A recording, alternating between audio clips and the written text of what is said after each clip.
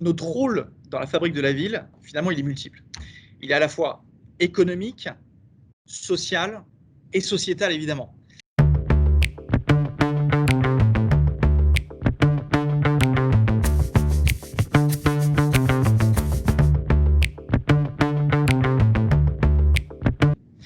Alors, ma vocation pour l'immobilier, finalement, au-delà de l'immobilier, j'ai été très tôt attiré par la construction et les bâtiments. Enfant, je visitais des chantiers avec mon père, qui travaillait à l'époque sur des grands projets à l'international.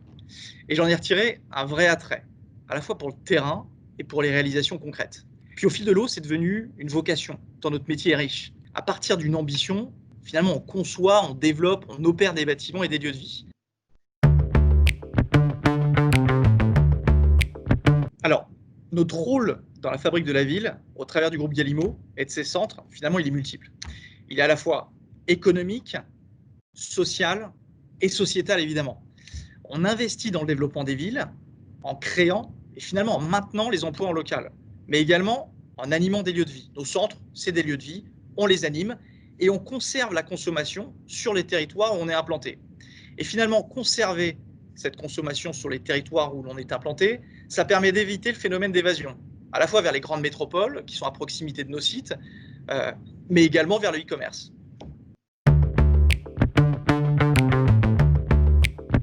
Notre cheval de bataille pour les 10 ans à venir, chez Galimo, c'est l'innovation adaptée à chaque territoire.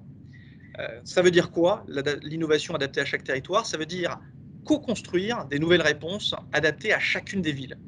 Et ça implique de travailler avec l'ensemble des parties prenantes.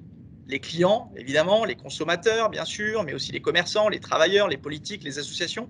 Et en fait, on essaie de trouver des solutions qui sont développées avec ces gens, avec ces parties prenantes, et qui n'en sont que mieux adaptées, plus raisonnées et en adéquation avec les besoins de chacune de ces zones. C'est ça, notre cheval de bataille pour les 10 ans à venir.